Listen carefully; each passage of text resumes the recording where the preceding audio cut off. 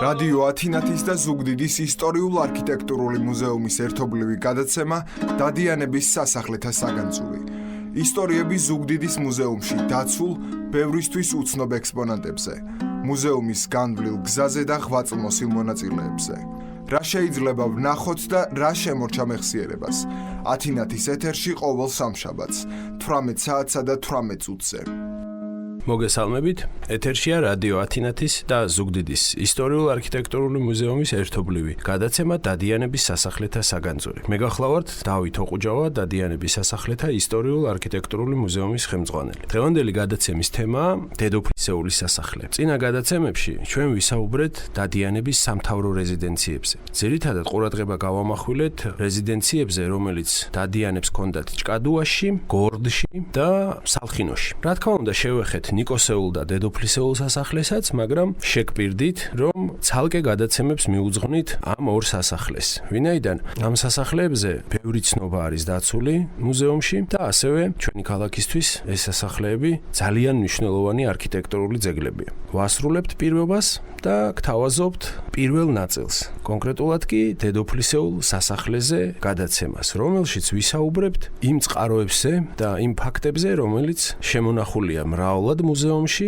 და რომელთა შესახებ არაერთი კვლევა თუ წიგნი არის დაწერილი. დავიწყებთ იმით, რომ მე-16 საუკუნის მეორე ნახევარში ზუგდიდში დადიანების სასახლე უკვე უნდა ყოფილიყო. მართალია ისტორიული წყაროები ამ ფაქტის შესახებ პირდაპირ არ მიუთითებენ, თუმცა დასკვნის გამოტანა წყაროთა ანალიზით მარტივად შეიძლება. ახალი ქართლის ცხოვრების პირველი ტექსტის მიხედვით ცხადია, რომ დადიანი, ანუ სამეგრელოს სამთავროს რეალური მმართველი იყო ის, ვინც ზუგდიდში იჯდა. მაგალითად, მამია მე-4 1590 წელს გამთავრებას მხოლოდ მას შემდეგ ახერხებს, როცა გურიელის ლაშქარი ზუგდიდში შედის და გიორგი მე-3-ს ამარცხებს. მამია დადიანს კი მეფე სიმონ პირველზე მოპოვებული გამარჯვების ნიშნად ალაფი, მათ შორის ზარბაზნები დიდდიდნი და სახელოვანი ზუგდიდში მიაქვს. ამდენად მრავალი ფაქტი მიუთითებს იმას, რომ მე-16 საუკუნის მეორე ნახევრიდან ზუგდიდში დადიანებს სამთავრო რეზიდენცია ჰქონდათ. ზუგდიდი სამთავროს პოლიტიკური ცენტრიც იყო. მოგეხსენება, ჩვენი გადაცემის მიზანი არის გაგაცნოთ სასახლეში დაცული საგანძური და რაც შეიძლება მეტი ისტორიები მოგიყვეთ მუზეუმის შესახებ. გამომდინარე აქედან, არასწორი იქნებოდა ჩვენი გადაცემის კონტექსტში, რომ გვესაუბრა ზუგდიდის მნიშვნელობაზე. გამომდინარე აქედან, ჩავთვალეთ, რომ ჩვენი გადაცემის პირდაპირ დანიშნულება არ არის ვისაუბროთ ქალაქ ზუგდიდზე, მისი დაარსების ისტორიაზე, მის წარსულზე, მაგრამ მუზეუმში არსებული წესისამებრ უნდა მოგახსენოთ, რომ მუზეუმში ყოველი ექსპონატი გატარებულია ძირითად წიგნში, მინიჭებული აქვს ნომერი და ამ წესის მიხედვით აუცილებელია ყველა ექსპონატის რეგისტრაცია. თუ მუზეუმი განთავსებულია შენობაში, რომელსაც აქვს ძეგლის სტატუსი, მუზეუმი ვალდებულია ეს შენობა ნაგებობა ძირითად წიგნში ნომერი პირველი ექსპონატის სტატუსით დაარეგისტრიროს და სწორედ ასეთია დედოფლისეულის სასახლე დადიანების სასახლეთა ისტორიულ-არქიტექტურული მუზეუმისათვის. ის გახლავთ მუზეუმის ნომერ პირველი ექსპონატი. გამომდინარე აქედან, თამამად შეიძლება ითქვას, რომ დღეს გესაუბრებით მუზეუმის ყველაზე მნიშვნელოვან ექსპონატზე. რამოდენიმე დეტალი დედოფლისეულის სასახლის შესახებ წინა გადაცემებში მოგიღებით. მაგალითად, იმის შესახებ, რომ დედოფლისეულის სასახლე დაშენებულია უფრო ადრინდელ სასახლეზე, ეგრეთ წოდებულ პუპი დადიანის სასახლეზე, დავით დადიანის დის. დავით დადიანის დის გათხოვების შემდეგ ფაქტიურად ფუნქცია დაკარგა. დავით დადიანი დიდი ხანი მას როგორც სახელოსნოს ისე იყენებდა, ერთი პერიოდი მან მარანიც იყო, ხოლო დავით დადიანის გარდაცვალების შემდეგ, როცა უკვე ეკატერინე ჭავჭავაძემ გადაწყვიტა ახალი სასახლის მშენებლობა, სწორედ ამ სასახლის ადგილას გადაწყვიტა მან ახალი ევროპული სტილის სასახლის აშენება. ყველაზე მეტი ისტორიული წყარო თავარი, ანუ დედოფლისეულის სასახლის მშენებლობის შესახებაა დაცული მუზეუმში. როგორც აღმოჩნდა, დედოფლის მიზანი გრანდიოზული და ევროპული ტიპის რეზიდენციის აგება იყო. იგი თავიდანვე ისეთი სტილის სასახლე ჩაიფიქრეს, როგორებიც დღემდე გვხდება საფრანგეთში, ინგლისში, ავსტრიასა თუ სხვა ევროპულ ქვეყნებში. სწორედ ამიტომ შენობას თითქმის საერთოდ არ გააჩნია თავდაცვითი გამაგრებები. ნაგებობა ისეთივე მსუბუქი და მშვენიერია, როგორც მის წინ გაშლილი ველი, ფართო ფანჯრები, აივნები თუ თაღები.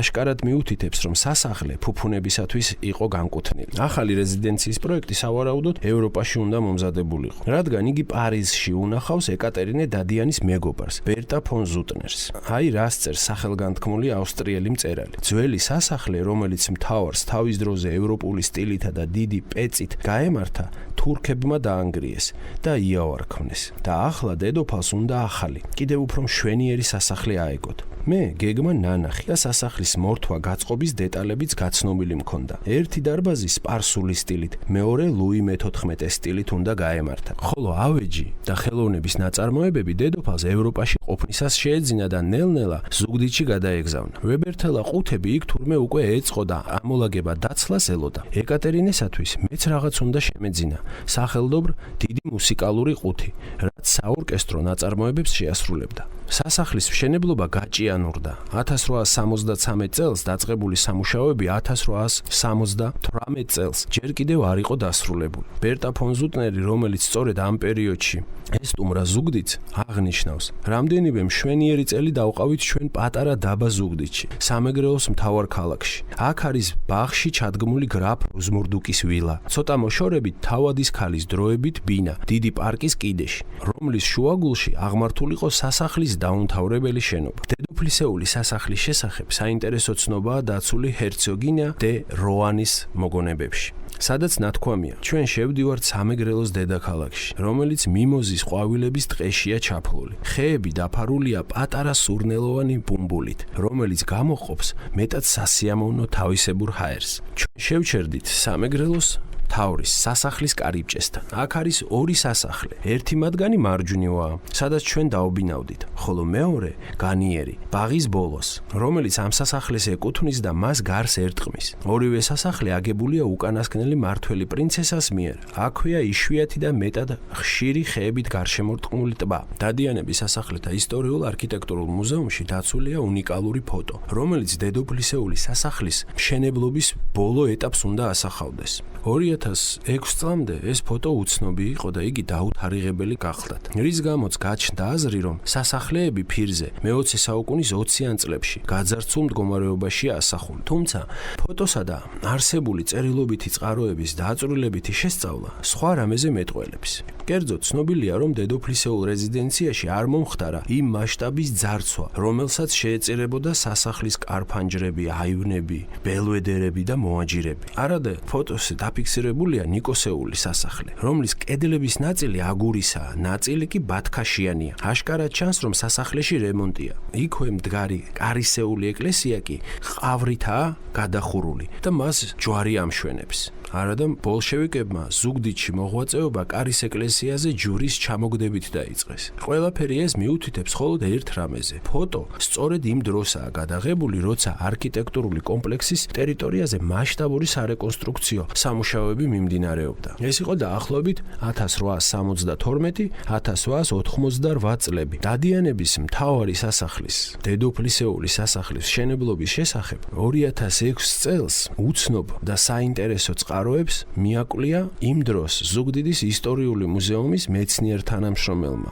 ხოლო დღეს დადიანების სასახლეთა ისტორიულ-არქიტექტურული მუზეუმის საგამოფენო სივრცეების დეპარტამენტის უფროსმა ქალბატონმა ციალა თითფერია. მის მიერ მოპოვებული წყაროებიდან ირკვევა, რომ ამ საკითხთან დაკავშირებით ყველაზე ადრეული დოკუმენტი 1872-73 წლების მიჯნით თარიღდება. ეს არის ზუგდიდის დიდ პალატის აღშენების შესახებ ხელშეკრულება თავრის ვექილსა და ხოჯა მინასოვს შორის. 1873 წლის 1 ნოემბერს კი დედოფლის ვექილს თომა ახვლედიანს, ზუგდიდელ ივანე ჩილაჩავასთან და დავითაია ჭაბუკიანთან შეუკრია პირობა, რომლის ძალითაც ჩილაჩავა მრგელავა და ჭაბუკიანი ვალდებულნი იყვნენ თავრინას ახლის შენობის საჭიროებისათვის მოეტანათ 70 სასჯენი ჩხოუშის სილა სამშენებლო ერთი თვის ვადაში, რის სანაცვლოდაც 360 მანეთს მიიღებდნენ. მომდევნო წლის 6 დეკემბერს იგივე თომა ახვლედიანი პირობას კრავს აზნაურ ფაშუტია ხვიტიასთან. ამ პირობის მიხედვით ხვიტიას ენგურის პირიდან მოეტანა 200 დიდი და კარგი სახერხი ფიჭვის ხე თავისი ხარჯით.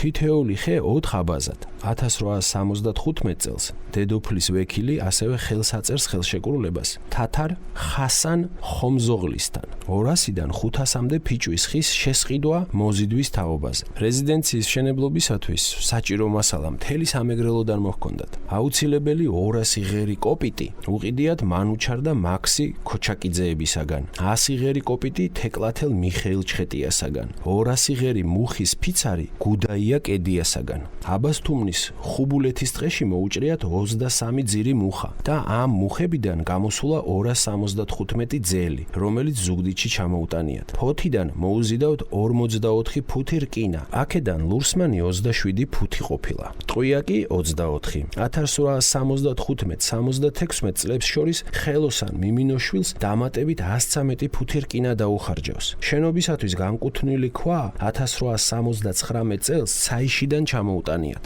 დადგენილია ამ ქვის სტანდარტიც. 1874 წლის 14 დეკემბერს დაწერილი ერთ-ერთი ჩანართის მიხედვით თლილი ქვა არის საჭირო 1 არშინი და 3 ვერშოკი, 4-ვე კუთხივ და 9 ვერშოკის სისქე, ექნეს გათლილ და სწორი ამნაირი. უთუოდ უნდა 2 შტეკა.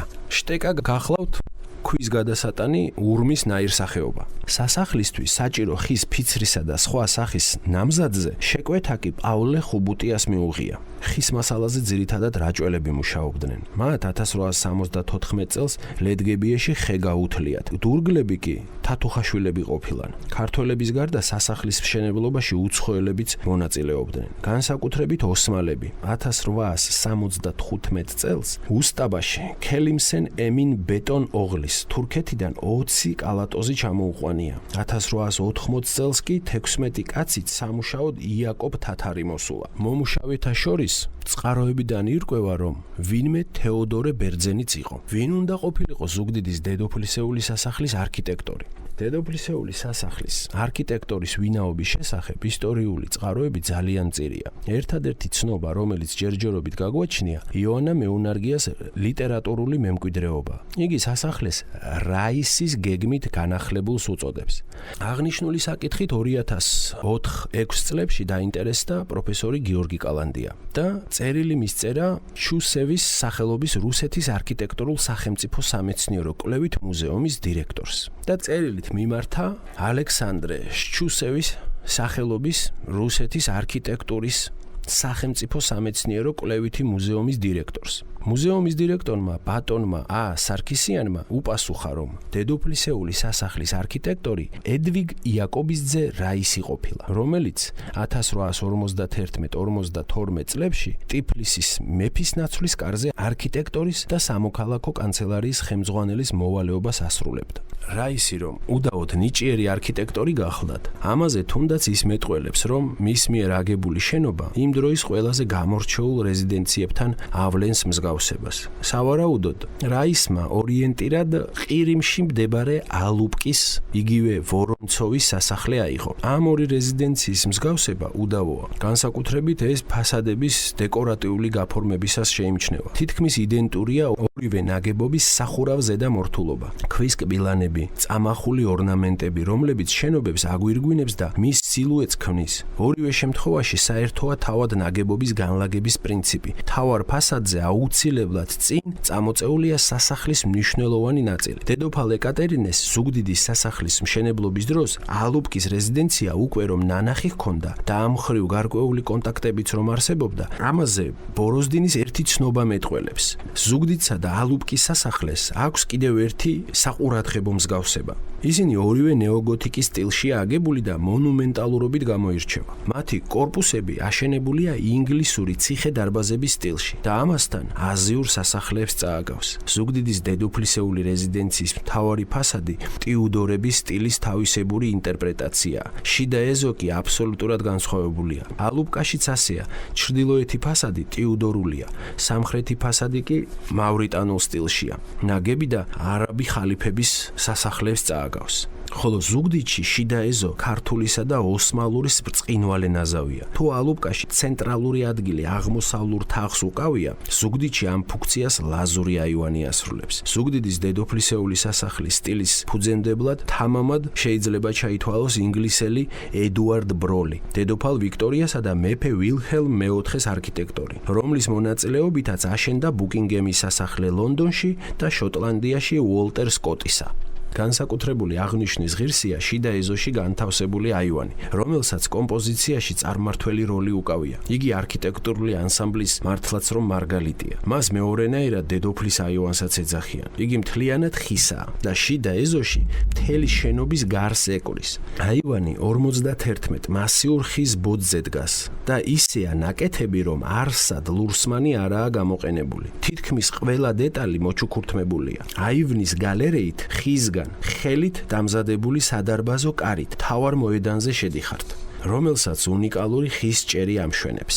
მის შესაქმნელად ხუროთმოძღვრებს 10,000-მდე ხის პატარა დეტალი ხელით დაუმუშავებიათ და ასე შეუქმნიათ დაახლოებით 5 მეტრიანი მოზაიკა, სადაც ცენტრალური ადგილი 7 კუთხა გეომეტრიულ ფიგურას უკავია. მთლიანად აივნის მოზაიკურ გაფორმებაში დაახლოებით 50,000-მდე ხის პატარა ორნამენტია გამოყენებული. ზუსტად არაა ცნობილი, ვინ არის აივნის არქიტექტორი, თუმცა გადმოცემის მიხედვით სამეგრელოს დედოფალს აივნის გასაკეთებლად ლაზეთიდან უკეთესო ოსტატები მოუწევია და მათთვის მანამდე არ ნახული არქიტექტურული ნიმუშის შექმნა დაუვალებია. ლაზებმაც ძალა არ დაიშურეს და დედოფლის ბრძანება ბრწყინვალედ შეასრულეს. წაბლის ხის პატარა დეტალები არა მარტო ხელით გამოთალეს, არამედ ყოველივე მათგანი თაფლში სხვადასხვა ტემპერატურაზე მოხარშეს, რითაც ხემ სხვადასხვა ფერი მიიღო და ამიტომ აივნის მოზაიკა საუცხოო გამოვიდა. მისი სილამაზით მოხიბლულ დედოფალ ეკატერინეს ლაზები ოქროთი უხვად დაუჯილდოვებია. ოსტატებს ეკატერინესათვის პირობა მიუციათ, რომ მსგავს მშვენიერებას მეტად აღარ შექმნიდნენ. დადიანების სასახლის ლაზური აივანის ჭერი განსაკუთრებულ მსგავსებას ავლენს ბერლინის ნაციონალურ მუზეუმში დაცულ ალ-ანდალუსიის, იგივე გრენადის სასახლის მე-14 საუკუნის ჭერთან. განსაკუთრებული აღნიშვნის ღირსია, რომ მე-20 საუკუნის 80-იან წლებში მუზეუმის დირექტორ ნელი მიქაიას თაოსნობით აივანს რესტავრაცია ჩაუტარდა, რამაც იგი ფაქტობრივად განადგურებას გადაარჩინა. რესტავრატორებმა უნიკალური სამუშაო ჩაატარეს. შემორჩენილი ფრაგმენტებისაგან მთელი კომპოზიცია აღადგინეს. თუმცა, როგორც ჩანს, აივნისთვის პირველადი სახის დაბრუნება სრულად ვერ შეძლეს, რაზეც მუზეუმის ფოტოფონდში დაცული მე-19 საუკუნის ფოტოები მეტყველებს. მართლაც, თამამად შეიძლება ითქვას, რომ ზუგდიდის ლაზურ აივანს მსოფლიოში ანალოგი არ მოეძებნება. მსგავსი მასშტაბისა და გაფორმების არქიტექტურული ნიმუში ერთადერთია და ნებისმიერ მსურველს დღესაც შეუძლია მისი დათვალიერება, რაც კიდევ უფრო სასიხარულოა. სამეგრელოს დედოფალს განსაკუთრებით უყვარდა ეს სასახლე. ყველაზე მნიშვნელოვან მიღებებსა და წვეულებებსაც აქ აწყობდა. არქიტექტურულ ანსამბლს ასრულებს დასავლეთით მიშენებული სამსართულიანი მასიური ინგლისური ტიპის კოშკი, რომელიც სამალავად და საგანძურის გასახიზნად გამოიყენებოდა. ამიტომ კედლები აქ ყველაზე სქელია, ფანჯრები კი ყველაზე ვიწრო. გადმოცემის თანახმად დადიანები ამ კოშკში ქრისტიანული სამყაროს ერთ-ერთ უდიდეს განძს, მარიამ ღვთისმშობლის კვარცს ინახავდნენ, რომლის ნახვა თავრის ნებართვის გარეშე არავის შეეძლო. ისტორიული ტრადიციისამებ იგი დღემდე აქ ინახება. იმ დროს კი მორწმუნენი შეჭირვების ჟამს ამ კოშკთან მიდიოდნენ და მის ძირში სანთლებს ანთებდნენ. ბევრი სასწაულის მომსწრე ყოფილა ეს კოშკი, ამიტომ მისთვის ღვთისმშობლის პატივსაცემად ქალწულის კოშკი შეურქმევიათ. და ბოლოს ვიტყვი, რომ დედოფლისეული სასახლე ზუგდიდებისათვის არ არის მხოლოდ ლამაზი შენობა ან უნიკალური ძეგლი. სასახლეს საკრალური დატვირთვა აქვს. საუკუნეების მანძილზე, აგერ უკვე 200 წელზე მეტია, სწორედ დედოფლისეული სასახლე, როგორც ციური ობიექტი, ქმნის მიზიდულობის ძალას, რომლის ირგვლივ აშენდა ქალაქი და ნებისმიერი სტუმარი, რომელიც ზუგდიდს ეწევა, გრძნობს ამ მიზიდულობის ძალას და აუცილებლად დარჩება დაუკმაყოფილებლობის გრძნობა, თუ ზუგდიდში სტუმრობისას არ ეწევა დედოფლისეულ სასახლეს და არ დაათვალიერებს მას. დიდი მადლობა, რომ გვისმენდით. დიდი მადლობა მუზეუმის თანამშრომელს, ქალბატონ ციალა თითფერიას, ამ მასალის მომზადებისათვის თავის დროზე. ასევე დიდი მადლობა პროფესორ გიორგი კალანდიას, რომელმაც 2006 წელს წიგნი მიუძღვნა დედოფლისეულ სასახლეს და მასში დაცულ საგანძურს. სწორედ ამ წიგნის დახმარებით გახდა დღეს შესაძლებელი ჩვენი გადაცემის ჩაწერა. დიდი მადლობა თქვენ კიდევ ერთხელ რომ გვისმენდით. მომავალ შეხვედრამდე. რადიო ათინათის და ზუგდიდის ისტორიულ-არქიტექტურული მუზეუმის ერთობლივი გადაცემა დადიანების სასახლეთა საგანძური. ისტორიები ზუგდიდის მუზეუმში დაცულ ბევრისთვის უცნობ ექსპონატებზე, მუზეუმის განვლილ გზაზე და ღვაწლმოსილ მონაწილეებზე. რა შეიძლება ვნახოთ და რა შემორჩა მეხსიერებას. ათინათის ეთერში ყოველ სამშაბათს 18 საათსა და 18 წუთზე.